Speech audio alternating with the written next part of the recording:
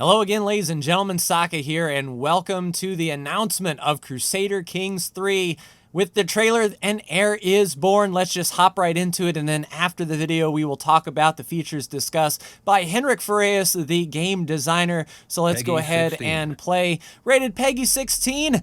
I mean, of course, we've got all the intrigue and the murder and all that good stuff, but we have William here, William the Conqueror in, and we see a shady-looking figure in the corner. Armies of thousands will be yours to command. Knights will flock to your banner, and with the gold that will flow from your lands will come great influence. So we see the Crusaders there. Could anchor your bloodline for generations to come and secure the throne. And if you know anything about CK2, you know this baby is not due for this world. There are many lessons to learn, young William. And today, you will learn the most important of all. Don't trust. Real strategy requires cunning. I thought it was going to be don't trust anyone, but we can see William as a baby. So whether or not this will take place in 1066, who knows, but we have a release date of 2020. Let's get into the features that were confirmed by this video here with Henrik Farias. So Henrik sat down for about 20 minutes and answered some brief overview questions, and I have a rundown of the key notes here. First of all, he emphasized that the characters are more in tune with the decisions. It's a more character-driven game, expanding more upon what CK2 did. The events, the decisions, all of those are more based on the characters. There will be 3D portraits just like Imperator Rome, and he even mentioned that the development of Imperator Rome started after the development of Crusader Kings 3, so they may share similar technologies, the map and the character creator. If you have seen that dev diary with Imperator Rome, you can probably get a good look at what that entails, but that also means that if you are an ugly labeled character, that your face can actually resemble an ugly trait. He mentioned the Habsburg chin and how that can be passed down to your children and your children's children. So he mentioned the Sims and how features of your face can pass down through the family. So if you create a character, you can definitely make a unique looking face that will stand the test of time, hopefully. It also works for like the beauty traits. So if you are known as beautiful, they will have a separate sort of face for beauty, and all the faces will be fully animated. So if you have someone in your dungeon, they may be looking like a poor, pitiful soul, and when you burn them at the stake, I don't know if there will be an on fire sort of animation, but one can imagine. He mentioned that it was very open to modding as always. It is a Paradox game, and they'll even they're thinking about releasing the game early to modders so that on day one release, there's a possibility that mods will be available out there right from the get-go, and it seems like everything is moddable as far as the game mechanics go. So succession laws can be modded, countries can be modded. Everything looks to be as open as Paradox titles go. They cut the poor things that were received from Crusader Kings 2. The question was asked, will this feature everything that Crusader Kings 2 featured at its current life cycle? And keep in mind that the game is 8 years old, or will be 8 years old when Crusader Kings 3 comes out.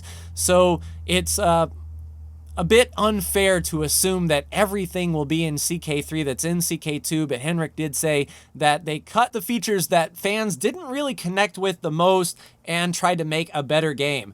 It is still grand strategy, but there are more role-playing elements in it. The decisions and the events are more based on the characters, their traits, and their situation. So if you are a role player of Crusader Kings, the events will actually make sense based on what you are doing.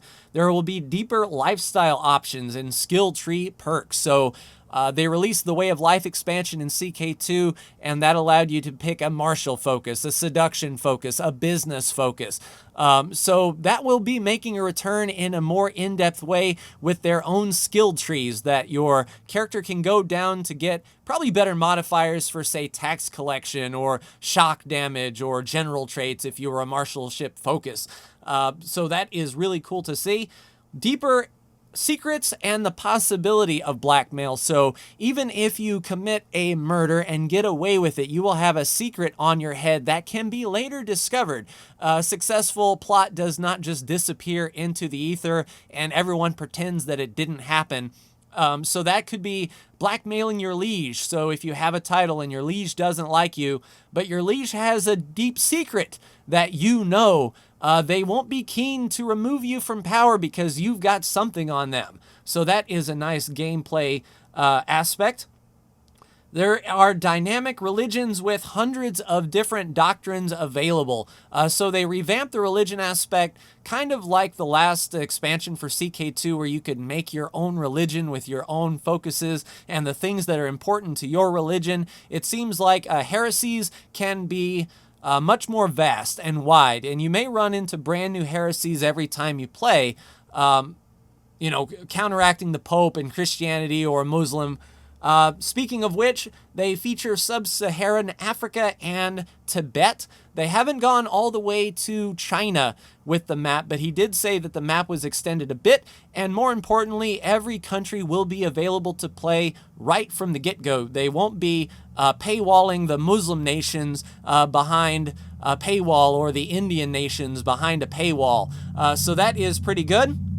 And there are no merchant republics in this game. I watched a series with Roomba where he really milked the Merchant Republic mechanic and ran away with money like it was going out of style. So Venice will not be a Merchant Republic. He had no comment on whether or not Glitter Hoof will be making a return, the counselor horse that if your ruler was insane and had a couple other features, you could have a horse on your council. No comment there, but they'd be ashamed if they didn't put in Glitter Hoof.